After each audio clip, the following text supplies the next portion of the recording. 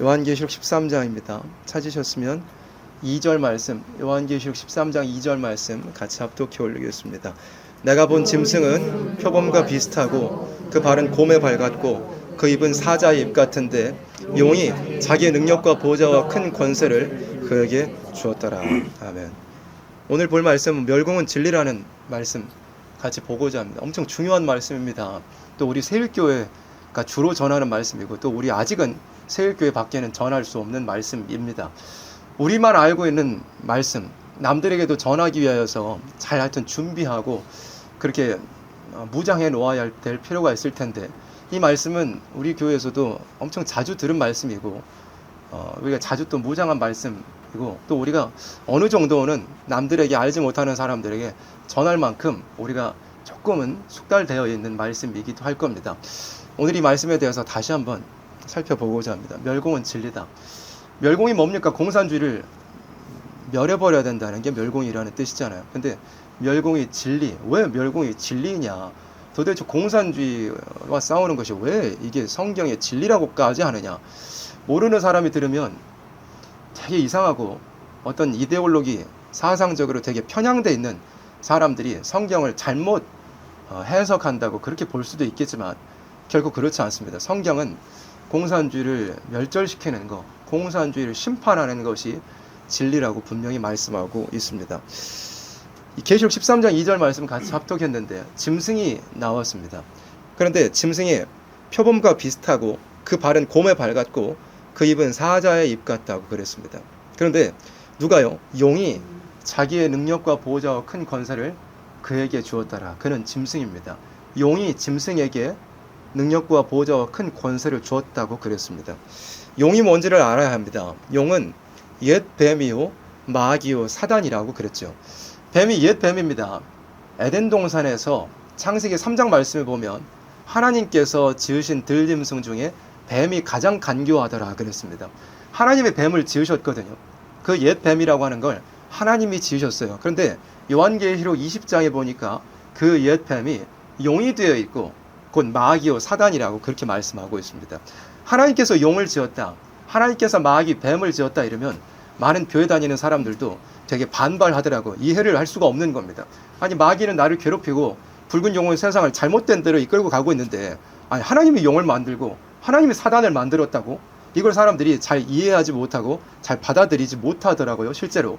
그런데 한 가지 생각을 해봐야 되는 거, 가장 중요한 거, 하나님만이 스스로 계시고 하나님만이 모든 만물을 만드셨고 하나님 허락 없이는 누구도 손가락 하나도 까딱할 수 없다는 그 분명한 사실을 우리는 알아야 됩니다. 그게 하나님의 창조주의심을 믿는 겁니다. 하나님만 스스로 계시고 하나님만 창조주시고 나머지 모든 것은 다 하나님께서 지어놓으시고 하나님의 허락 아래 움직이는 것뿐입니다. 마귀도 실제로 존재하잖아요. 용도 실제로 존재합니다. 마귀, 사단, 용, 뱀은 실제로 존재해서 사람을 미혹하고 사람을 잘못 가게 하는 건데 그러면 실제로 존재하는 이 옛 뱀, 곧 마귀요 사단, 붉은 용이 하나님의 허락 없이 움직일 수 있을까요? 결코 그럴 수 없습니다. 어떤 이상한 교리를 가지고 있는 그런 집단에서는 이렇게 얘기하기도 합니다. 세상은 하나님과 마귀와의 싸움이다. 그리고 이 땅에 벌어지는 모든 일들은 하나님과 마귀의 어떤 대리전이다. 그렇게 이해하는 사람들도 있더라고요. 그런데 잘못됐습니다. 하나님은 마귀와 싸우실 분이 아닙니다. 마귀는 하나님과 싸울 수 없습니다. 그 말 자체가 하나님이 마귀하고 싸운다, 이거는 성립할 수 자체가 없는 말입니다. 하나님은 마귀를 다스리시는 분이고 하나님은 마귀에게 악한 편한 사명을 맡겨가지고 활동하도록 허락하시는 분이지 하나님은 뭐 마귀하고 싸우는, 이건 성립될 수 없습니다. 어느 누가 하나님과 싸울 수 있겠습니까? 어느 존재가 감히 하나님을 대적할 수 있겠습니까? 결코 그럴 수 없는 겁니다. 다만 마귀는 하나님께서 창조하셔서 하나님의 말씀을 지키는 자가 누구인지 그리고 마귀의 미혹을 이기고 복받을 자가 누구인지 가려내는 시험관으로 마귀는 창조를 받은 것뿐입니다. 에덴 동산에서부터 하나님이 에덴 동산에서 답을 다 줘놨습니다. 동산 중앙에는 선악을 알게 하는 나무의 실과는 결코 먹지 말아라. 정령 죽으리라 하나님 이미 분명히 알려주시고 법을 세워놓으셨는데 마귀가 찾아왔죠. 진짜 아담과 하와가 그거의 말씀을 붙드느냐 못 붙드느냐를 한번 달아보기 위해서 마귀가 왔습니다. 말씀의 검을 놓쳐버린 하와 아담은 선악과를 또 따먹어버리고 말았죠. 공의 시험에서 탈락했으므로 실패했으므로 인간은 타락할 수밖에 없게 됐습니다. 그 대신에 반대편에 용, 그러니까 옛 뱀은 공의의 시험에서 승리했으므로 공중의 건설에 허락받아 붉은 용으로서 이 세상을 다 꿰고 미혹하고 있는 겁니다. 그런데 어쨌든 사람이 예수 그리스도로 말미암아 주신 말씀과 성령의 역사, 예수의 보혈로 말미암아, 특별히 또 이 마지막 때는 예언의 말씀이라는 무기로 말미암아 마귀의 미혹을 이긴다면 결국은 복 받는 사람, 쉽게 말하면 복 받는 사람이 될 수가 있는 겁니다. 옛 뱀이 사람을 어떻게 잘못 가게 했을까요? 어떻게 사람이 말씀을 제대로 붙잡지 못하게 만들었을까요? 에덴 동산에서부터 하와를 뱀이 깰 때 그런 방법을 사용했습니다. 야, 니네가 이거 먹으면 너희가 하나님처럼 될 거야. 그걸 하나님이 아시기 때문에 너희 보고 먹지 말라고 하신 거야. 그렇게 하나님의 말씀을 무시하게 만드는, 하나님이 규정해 놓으신 법과 그리고 죄와 그 죄에 따르는 형벌을 완전히 무시해버리게 만드는 그런 사상을 뱀이 사람에게 심어줬습니다. 그건 무신론 사상이라고 규정할 수 있습니다. 하나님 무시해버리는, 하나님께서 규정한 법, 죄에 따르는 형벌도 전부 없다, 상관없어, 너희 마음대로 해, 그렇게 미혹하는 무신론 사상으로 뱀은, 곧 지금의 용은 사람들을 미혹하고 있다는 걸 우리가 알아야 됩니다. 지난주 우리 말씀에서 무신론 사상의 위험성, 하나님을 잊어버릴 때 국가가, 사회가, 또 뭐 가정이, 개인이, 과학이, 경제가, 모든 또 정치가 하나님을 잊어버릴 때 얼마나 위험해질 수 있는가에 대해서 지난주 말씀을 통해서 한번 살펴봤잖아요. 마귀는 그걸로 사람 미혹하면 하나님을 잊어버리게 만드는, 죄도 심판도 없다는 무신론 사상으로 사람을 미혹합니다. 근데 이 미혹을 받고 나니까, 하와가 이미 미혹을 받았잖아요. 받고 나니까 어떻게 됐죠? 선악과를 바라보니까 어떻게 보였습니까? 보암직도 하고 먹음직도 하고 지혜롭게 할 만큼 탐스럽기도 하게 보였습니다. 눈앞에 보이는 그 사람을 반드시 죽음으로, 정령 죽음으로 이끌고 갈 그 선악과가 굉장히 아름답고 또 욕심이 날 만큼 그렇게 보이게 됐습니다. 육의 눈이, 죄의 눈이 이미 떠져 버린 거였습니다. 그래서 마귀가 사람을 미혹하잖아요. 그 사람은 하나님이 없다는 사상으로 가득 차게 되고, 또 그 대신에 하나님은 없는 대신에 눈앞에 보이는 것만 쫓아가게 됩니다.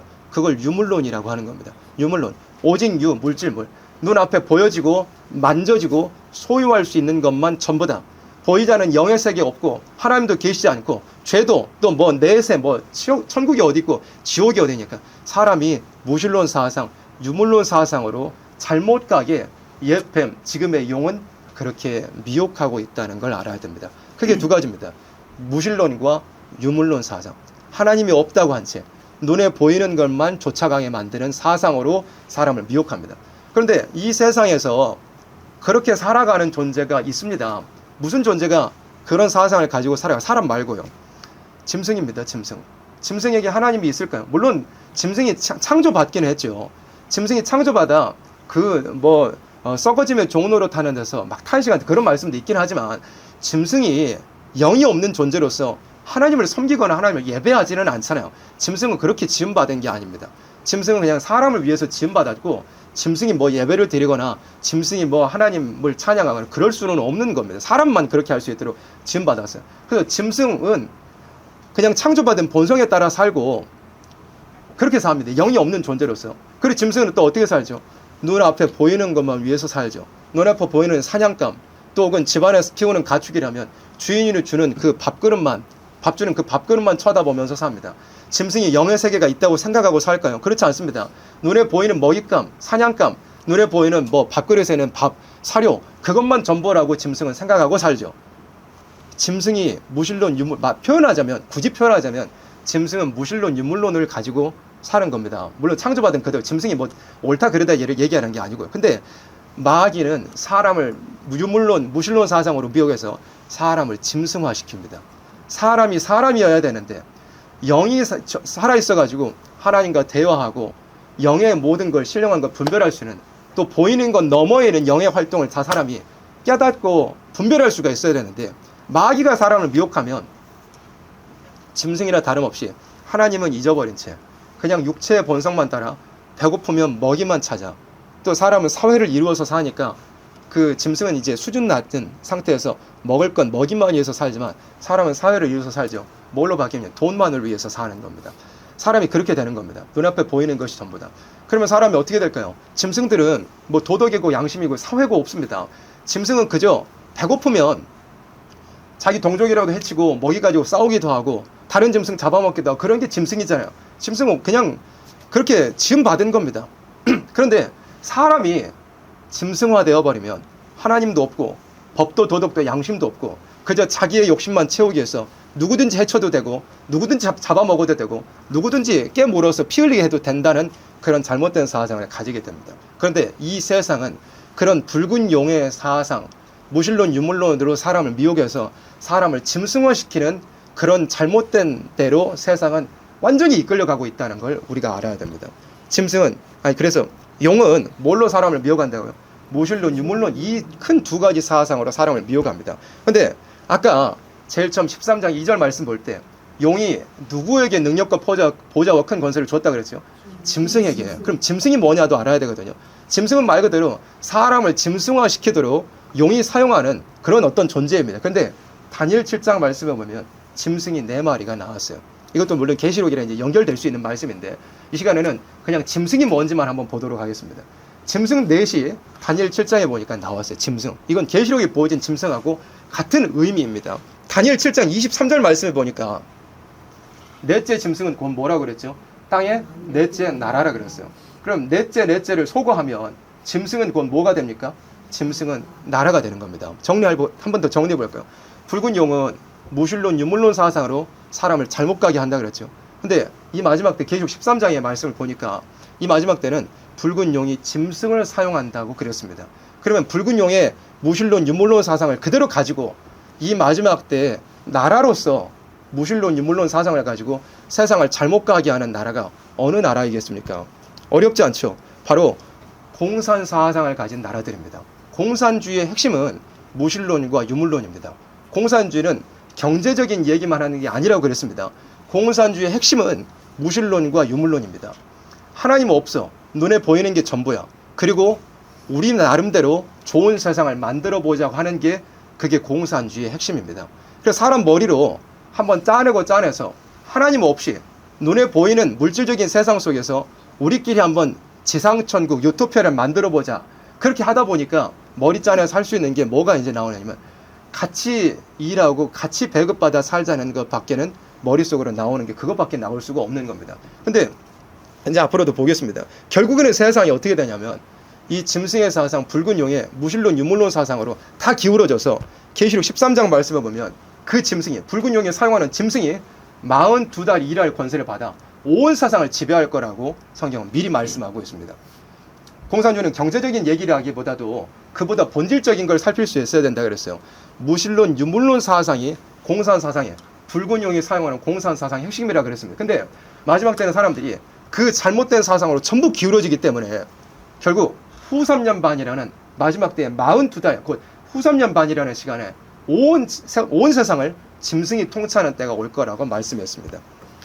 그것도 짐승이 우상에 경배하지 않은 자는 며칠 뒤에 다 죽이고 짐승의 표를 받지 않은 자는 며칠 뒤에 매매를 못하게 하는 그런 일이 벌어질 거라고 말씀했죠. 그런데 세상은 이렇게 붉은 용의 미혹, 붉은 짐승의 미혹을 받아 유물론, 무신론 사상으로 기울어져 결국은 온 세상이 그걸로 통일이 되는 시간이 잠깐 있게 되지만 그 다음에는 어떻게 되느냐? 계시록 19장에 보면 예수님과 백마탄 군대가 곧 14만 4천이 이 땅에 지상 강림하여 짐승과 그 수하의 세력, 거짓 선지를 비롯한 그런 세력들을 전부 심판해버려서 계시록 19장 19절로 20절에 짐승을 잡아서 산채로 유황 불붙는 못에 던져 넣어버린다고 성경은 이렇게 결론적으로 말씀하고 있습니다. 한 번 더 정리할까요? 용은 무신론 유물론 사상으로 사람을 유혹해요. 그 다음에 이 마지막 때는 짐승을 사용한다 그랬습니다. 짐승은 나라라 그랬죠. 붉은 용의 무신론 유물론 사상을 그대로 이 땅에서 시행하는 한 나라를 의미한 겁니다. 짐승은요. 근데 온 세상이 그 짐승에게 다 경배하고 엎드려 절하는 시대가 올 거라 그랬죠. 근데 결론은 어떻게 되느냐? 짐승을 잡아서 산채로 유황 불붙는 못에 던져 넣어버린다 그랬죠. 그러면 이건 뭐냐? 공산 사상을 가진 나라를 예수님께서 14만 4천과 함께 지상 강림하여 심판해버린다는 게 성경의 결론입니다. 그러면 성경의 결론이 뭐냐 이거요. 멸공이 성경의 결론이라 이겁니다. 공산 세력, 붉은 용, 무신론의 사상을 그대로 이행하는 무신론 유물론 사상을 가진 공산 세력을, 공산 정권을 결국에는 마지막에 심판해 버린다는 게 이게 성경 계시록 19장의 결론입니다. 그리고 계시록 20장으로 가잖아요. 붉은 용을 이제 잡아놓고 천년 동안 결박해서 천년왕국이 이루어져 버려요. 인류 역사가 이제 마무리되는 겁니다. 그래서 성경의 제일 마지막 부분이라고 할 수 있는 계시록 19장의 결론은 뭐냐?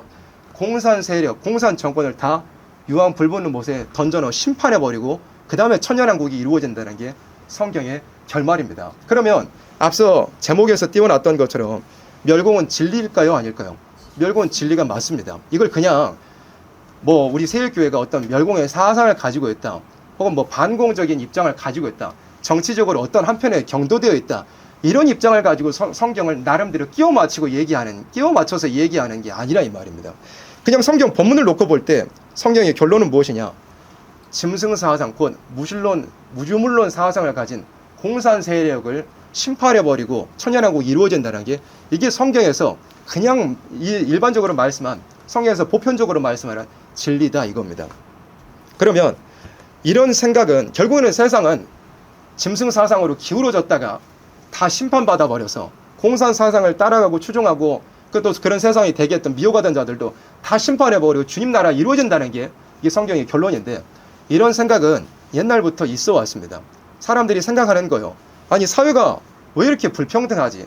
왜 또 사람이 가진 사람은 많이 가지고 없는 사람은 없지? 그것 때문에 불평등에 갈등이 발생하고 사회에 여러 문제가 발생하는데 왜 도대체 사회적 경제적 불평등이 발생하지?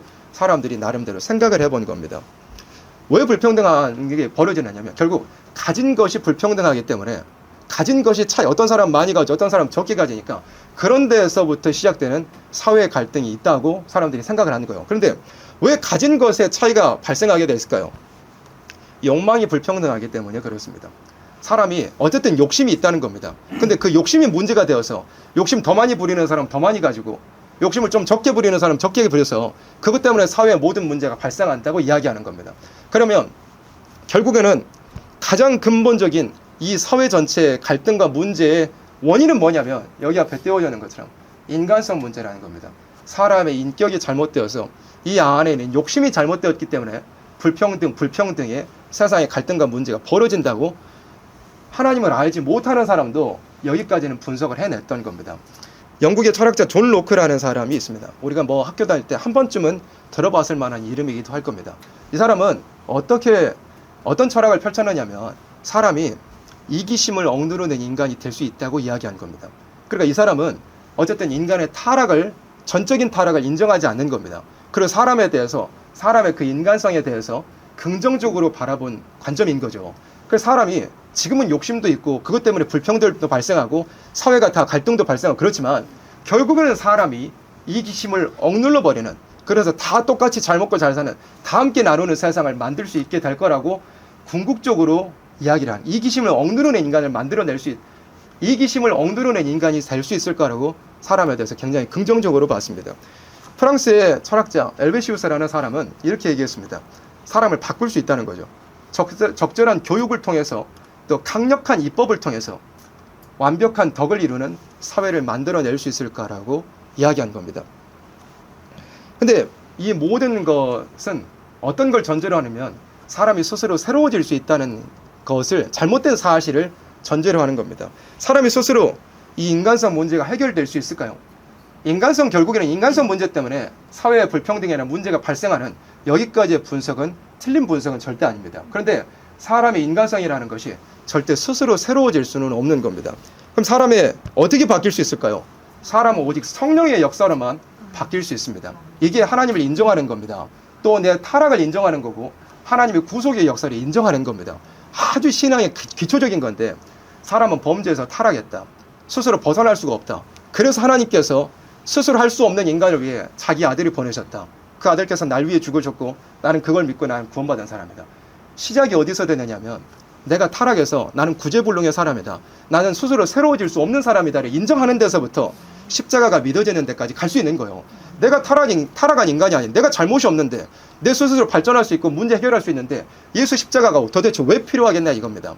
십자가가 믿어질 수 있는 조건은 뭐냐면 내가 전적인 죄인이라는 걸 인정하는 겁니다.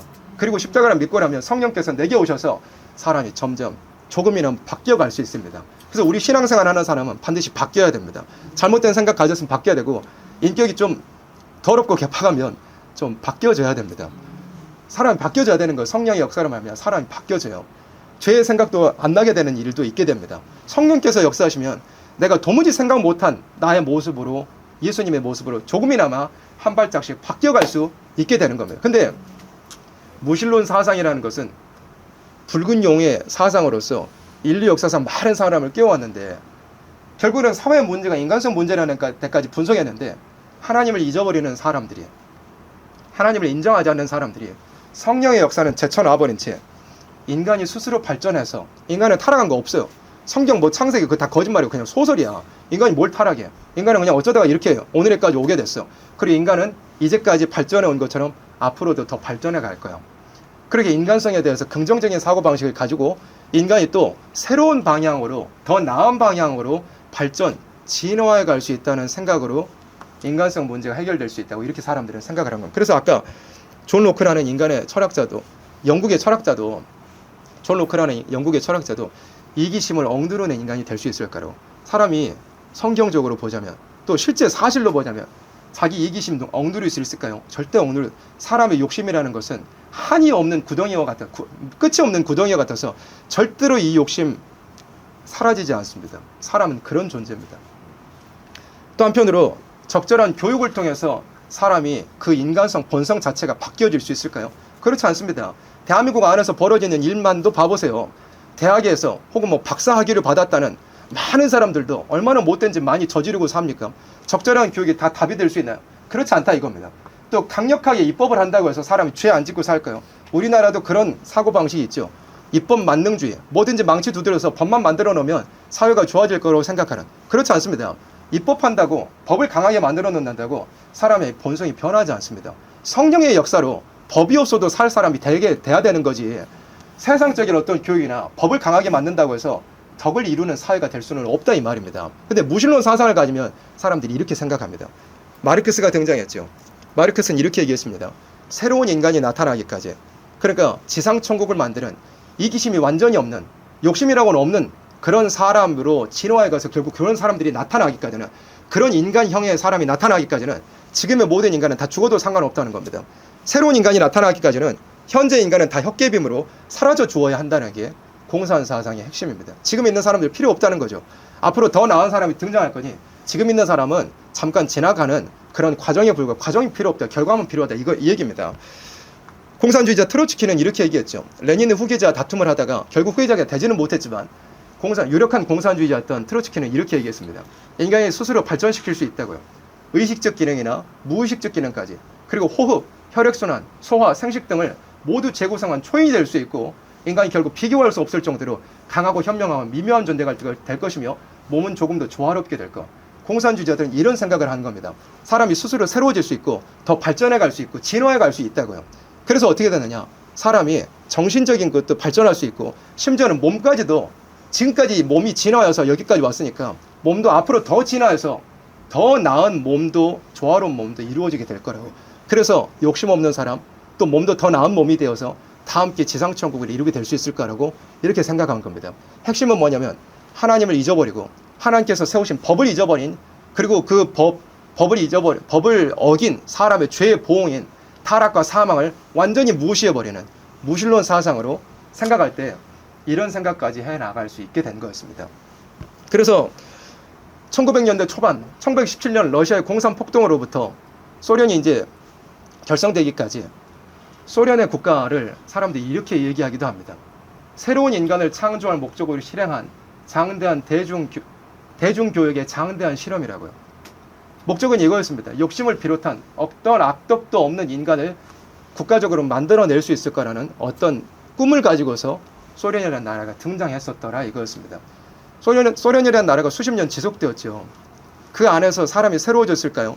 다 같이 잘 먹고 잘 사는 사회가 됐을까요? 그렇지 못합니다. 사람은 집에 키우는 가축보다 더 못한 존재가 됐습니다. 그렇죠. 공장의 기계와 다르지 않는 그런 존재로 전락해버리고 말았습니다. 소련 안에서 인권이 있었습니까? 소련 안에서 사람다움이 있었습니까? 그런 거 전혀 없었습니다. 소련이 이렇게 공산 사상을 가지고 러시아를 뒤집어엎어 소련이 결성되고 나서도 그 나라 안에서 사람다움이라고는 찾아볼 수 없었습니다.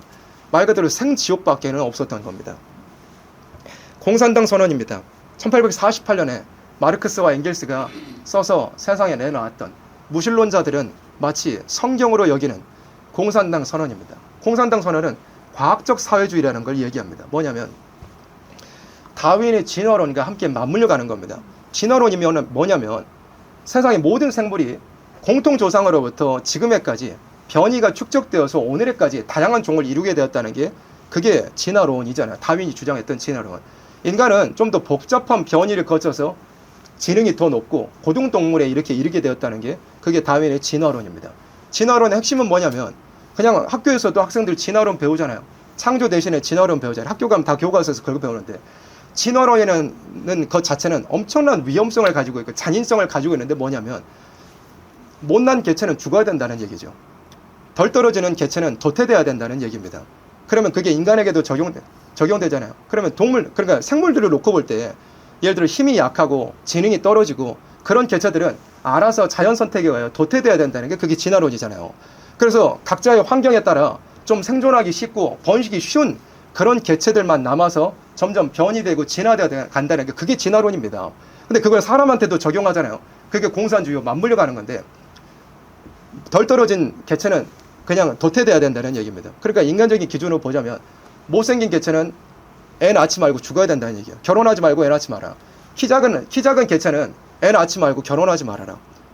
그리고 지능이 덜 떨어지는 인간들은 결혼도 하지 말고 애도 낳지 말아라. 왜? 인간 사회가 발전해 나가야 되기 때문에. 진화론이라는 사상이 그런 사상입니다. 그러니까 요즘 세상에서는 뭐 이제 성경학교 때도 그런 말씀을 전하기 위해서 인터넷에 검색을 해봤더니 실제로 그런 여론들도 있습니다. 못생긴 애들은 왜 결혼해요?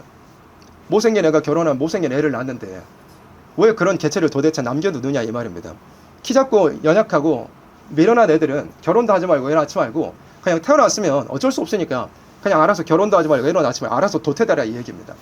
그런 생각이 우리는 되게 희한한 것 같고 우리는 그냥 하나님 안에서 생긴 게 어땠든지 뭐 외형이 어땠든지 뭐 지능이 어땠든지 상관없이 예수 안에 있으면 전부 보배롭고 존귀한 존재입니다.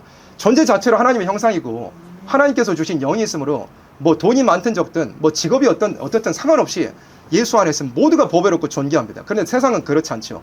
왜? 세상에 많은 사람들이 진화론적인 사고방식을 가지고 있기 때문에 하나님은 없고 성령의 역사는 부정한 채 세상은 어쨌든 좋아져야 해. 그럼 어떻게 하죠? 사람이 점점 새로워져야 된다는 겁니다. 못난 개체, 덜 떨어진 개체는 알아서 도태돼야 된다는 겁니다. 없어져도 상관없다는 얘기죠. 좀 더 나은 개체들만 남아야 된다는 그게 이게 진화론, 무신론, 유물론의 사상입니다. 근데 공산주의는 인간에 대한 그러니까 공산주의는 어떤 생물에 대한 생물의 진화론에서 더 벗어나서 사회도 그렇게 진화해야 된다는 게 공산주의의 이론인 겁니다. 인간 사회는 필연적으로 평등한 사회, 공산사회로 갈 것이다.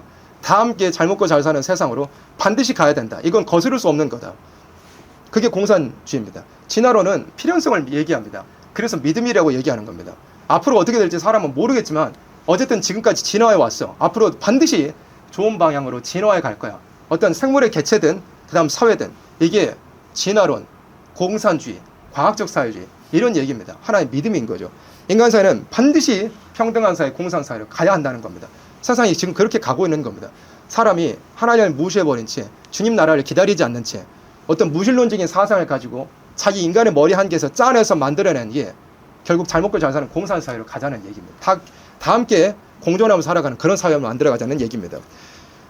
공산주의를 이렇게 얘기하죠. 인류의 역사는 계급투쟁의 역사였다. 간단하게 얘기하자면 가진 자와 못 가진 자의 투쟁의 역사였다 이겁니다. 그래서 그 계급투쟁의 극에 달한 시기가 언제냐면 지금 우리가 살아가고 있는 자본주의 사회라고 얘기하는 겁니다. 가진 자들은 더 가지고 없는 자들은 더 없게 되는 계급투쟁의 극에 달하는 극도의 계급투쟁에 이르게 된 자본주의. 그런데 공산주의자들은 뭐라고 얘기하냐면 자본주의의 끄트머리에 결국에는 필연적으로 노동자 혁명이 발생해서 계급 없는 사회로 가게 될 거라고 공산주의자들은 얘기합니다. 이건 반드시 그래야 될 거라고 공산주의자들은 믿음을 가지고 있습니다. 근데 한편으로 보자면 공산주의의 이론대로 세상은 이렇게 될 겁니다. 지금 자본주의 안에서 불평등이 벌어지고 있잖아요. 우리가 이걸 변호하는 게 절대 아닙니다. 사람의 욕심이 있습니다. 사람이 욕심이 있기 때문에 가진 자들이 없는 사람들을 나눠주고 자발적으로 성령의 역사를조차 나눠줘야 되는데 세상이 그렇지 않잖아요. 하나님 믿지 않고 성령의 역사를 부정하는 세상이니 자기 주머니에 많이 차 있으면 남을 뭐하러 도와주냐 이겁니다. 그런 세상이잖아요. 그러니까 불평등의 그 갈등이 극에 달하는 시대가 된 것은 분명히 사실입니다. 인간의 욕심 때문에. 근데 우리는 어떻게 되냐면 성령 충만해서 이 세상에서도 없는 사람들 도와주고 믿음의 가정들을 더 헌신하고 섬기고 그래야 되는 게 맞잖아요. 또 결국에는 주님 나라가 임할 때 각 사람의 행한대로 갚아주시는 그 아름다운 주님 나라 들어가서 부족함도 없고 다툼도 없는 그 나라에 들어가고 소망하고 사는 거잖아요, 우리는. 근데 세상은 천년왕국 주님 나라가 오기 전에 잠깐 이런 세상이 오기는 할 겁니다. 결국에는 이 자본주의의 불평등, 부익부 빈익빈의 그 갈등이 폭발적으로 결국은 더 악화되게 될 때 필연적으로 노동자 혁명이 발생한다고 공산주의 이론이 이렇게 되는데 성경적으로도 앞으로 5개월이라는 기간에 황충대들의 난리가 일어나서 무신론 사상을 가진 자들이 세상 뒤집어졌다고 다 뒤집고 다니는 그런 일들이 발생하게 될 겁니다.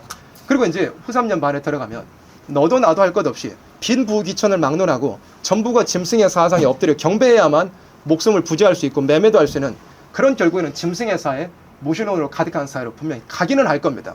공산주의자들의 그 얘기가 아예 틀린 얘기는 아닙니다. 근데 그 끝이 좋은 끝이냐 이겁니다. 결국은 아까 본 것처럼 계시록 19장에 본 것처럼 다 심판받아 버려야 될 세상으로 결국은 세상은 간다 이 얘기입니다.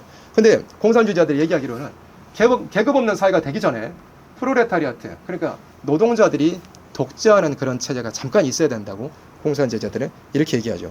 공산주의의 대량의 논리가 이겁니다. 반드시 그대로 될 것이다.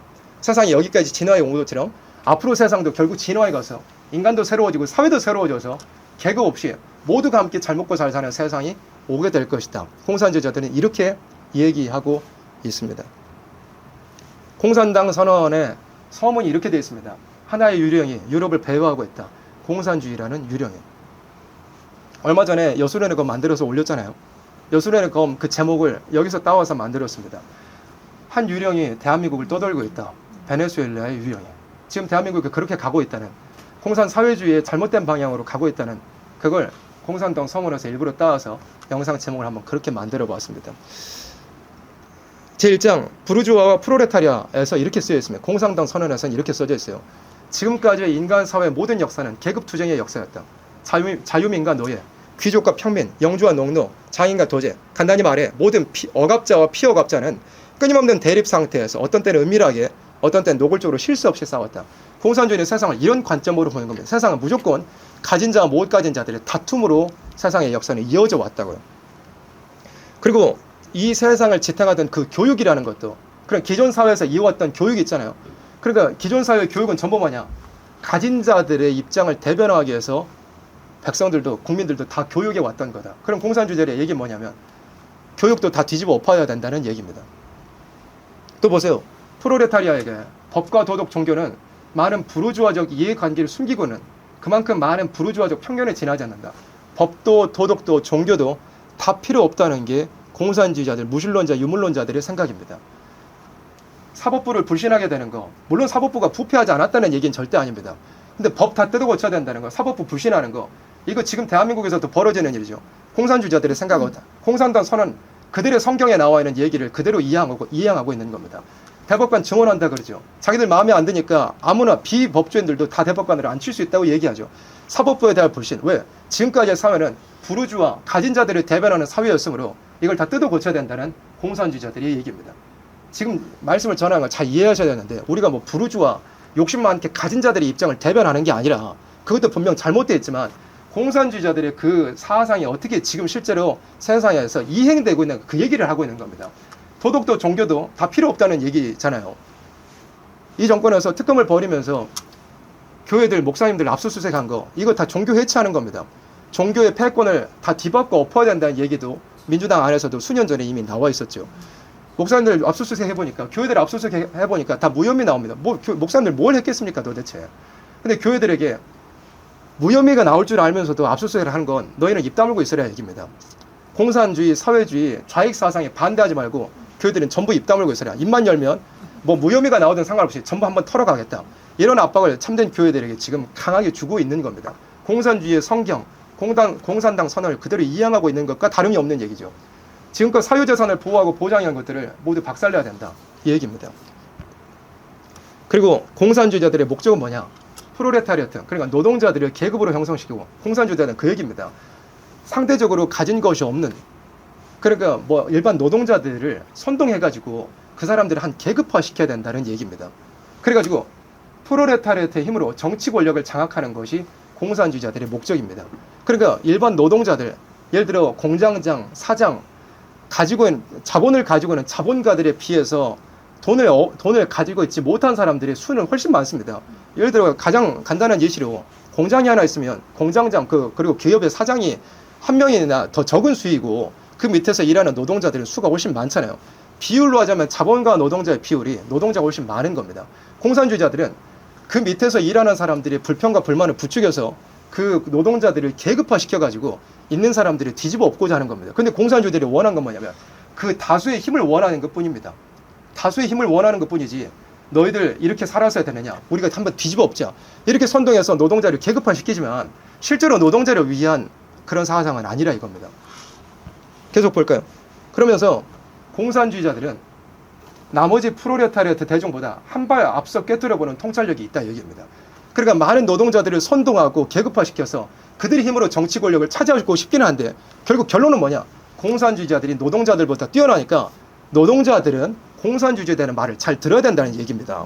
그러면 그리고 또 레닌이 뭐라고 얘기했느냐면 그렇게 프롤레타리아트 계급의 다수의 힘을 통해 가지고 정치 권력을 얻고 나서는 그 노동자들보다 뛰어난 공산주의자들이 권력을 결국에는 잡게 될 건데 그 권력을 어떻게 휘둘려야 되냐면 무제한의 권력을 휘둘러야 된다는, 잔인하고 무자비한 권력을 휘둘러야 된다는 얘기입니다.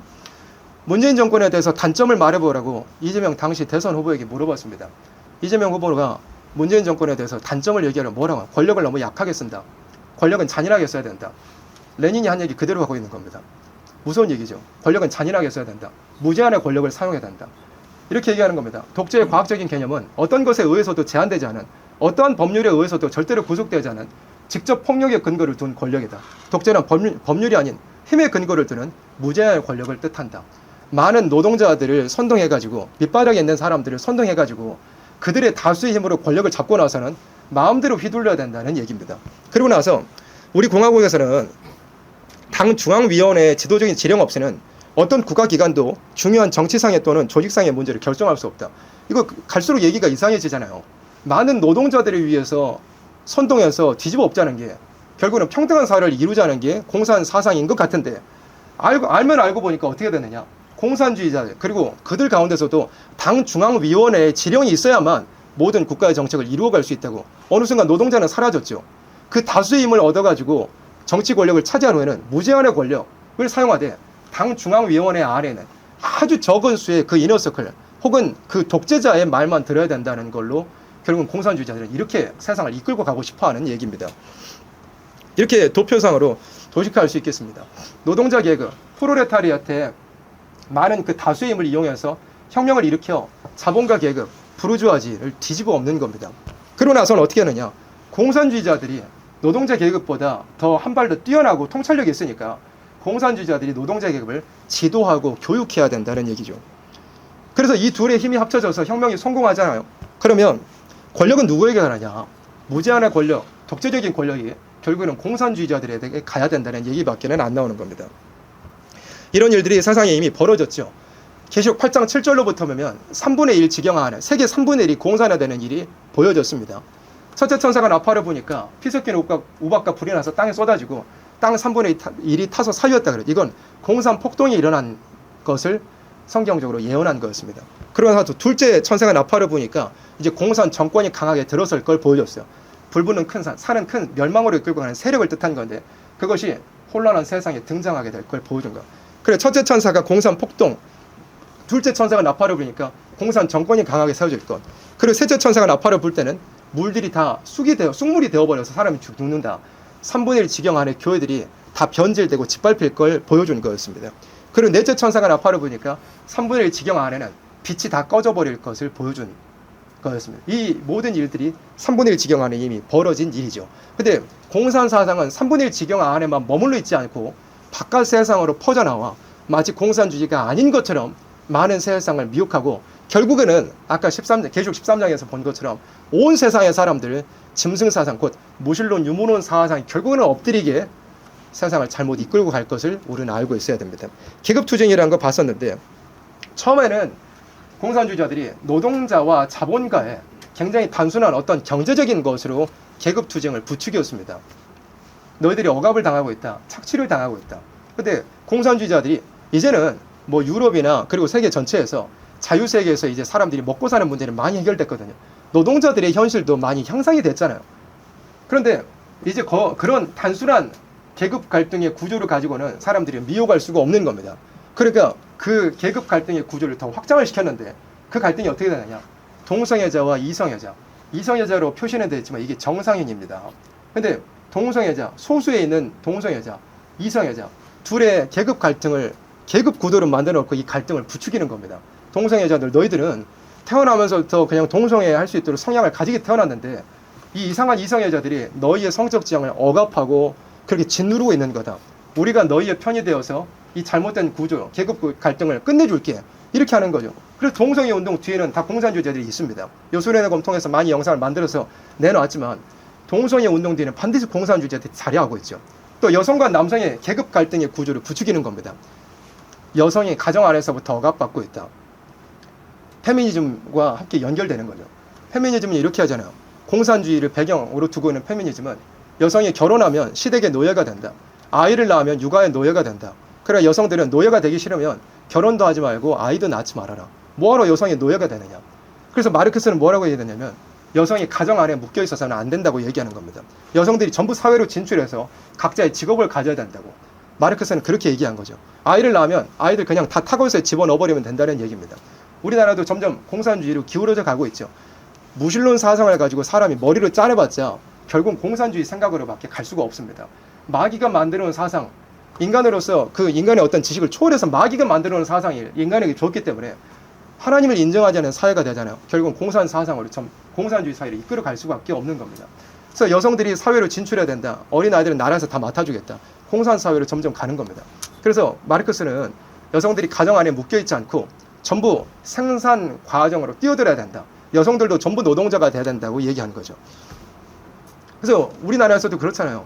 뭐 물질적으로 많이 사람들이 치우치는 것도 맞지만 그 배후에 공산 사상이 많이 들어있다고 봅니다. 여성들이 직장을 가지지 않고 뭐 자기의 장래 희망이 뭐 현모양처다. 그러면 되게 이상한 사람으로, 이상한 학생, 이상한 친구로 취급을 받을 만한 그런 사회가 벌써 됐죠. 내가 가정 안에서 남편을 잘 내조하고 아이들을 잘 기르는 현명한 어머니가 돼야 되겠다. 요즘 여자 학생들의 꿈이 더 이상 그게 아닙니다. 자기는 무슨 직업을 가져서 어떤 돈을 얼마나 벌겠다. 자기가 사회적인 커리어를 어떻게 가지겠다. 여성들이 다 그렇게 가죠. 왜요?